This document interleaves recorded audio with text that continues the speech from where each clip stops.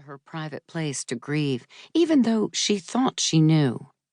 The tuned-up tractor had been her first clue. A big, burly man sat on the floor of an empty stall, back against the wall, shoulders heaving as he cried. In one of his massive hands was a piece of wood. In the other, his carving knife. Harlan McKittrick, her foster father.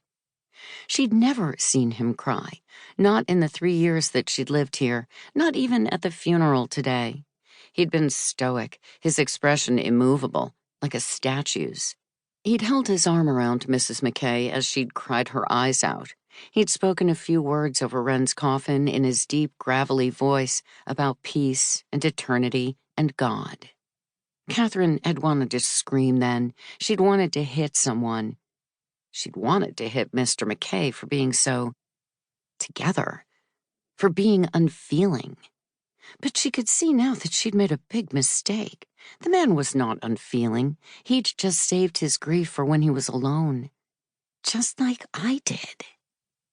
She took a step back, intending to leave him in peace, to find somewhere else to scream her rage. But his head shot up, and he met her eyes in the dim light. For a long moment, neither of them moved. His tears continued to fall, and she was poised to run. Finally, he wiped his face with his shirt sleeve. "Kit," he said gruffly. "I'm sorry," she whispered. "I'll go." He shook his head. "No, you don't have to. This was your place, hers too. I should have known you'd come here tonight." Her cheeks heated. She'd been caught out of bed at 3 a.m. There were rules, even here. "I'll go." "No, honey, I'll go. Mrs. McKay is probably wondering where I've got myself off to. You can stay." He rose, wincing as he stretched his back. "I'm too damn old to be sitting on barn floors. I came out here to do some whittling, but..." He trailed off with a sigh. "It kind of hit me. You know how it goes, huh, kitty cat?" He always called her Kit, or Kitty Cat, not ever Catherine, and she'd often wondered why, but she didn't hate it. She might have even liked it. A little. Talk to him. Say something to make him feel better. Because Mr. McKay was a nice guy, and McKittrick House was so much nicer than any other place she'd ever lived, and she'd lived in a lot of places. Mr. and Mrs. McKay were good people. They never yelled, never hit, never took advantage of the girls or the boys like so many of the other Fosters had. They'd let her stay even though she was not good.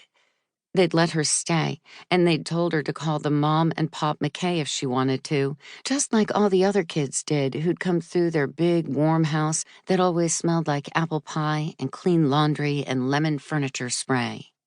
She never had, though. She'd stuck with Mr. and Mrs., anything to keep them at arm's length. They'd never made her feel bad for doing so. Now she wanted to make him feel better because he was crying, and it shook her hard. He was big and rough and gruff, but he was crying for Wren. She pointed to the carved wood in his hands. "What are you making?" He seemed surprised that she'd asked, which was fair. Catherine didn't talk much. She never asked anyone anything remotely personal, never answered any question with more than "fine" or "okay." And when they'd offered to adopt her, to make her an official McKittrick, she'd said only, "No, thank you." Because nobody was that nice. Nobody really cared. It would end. They'd grow tired of her and make her leave, and then she'd be even worse off. Mr. McKay stared down at the carving in his hands. "A wren. You know, like the bird." A sob flew from Catherine's throat before she could shove it back in. "A wren?" she asked, her voice breaking. He nodded, his eyes on the little bird. "I put one in her coffin, you see. In her hands, so she'd have something to hold." His smile was wobbly. "To maybe remember us by, so she wouldn't be alone." Catherine pressed her hand to her mouth. "Keep it in. Keep it all in." "You did?" she asked, the words muffled.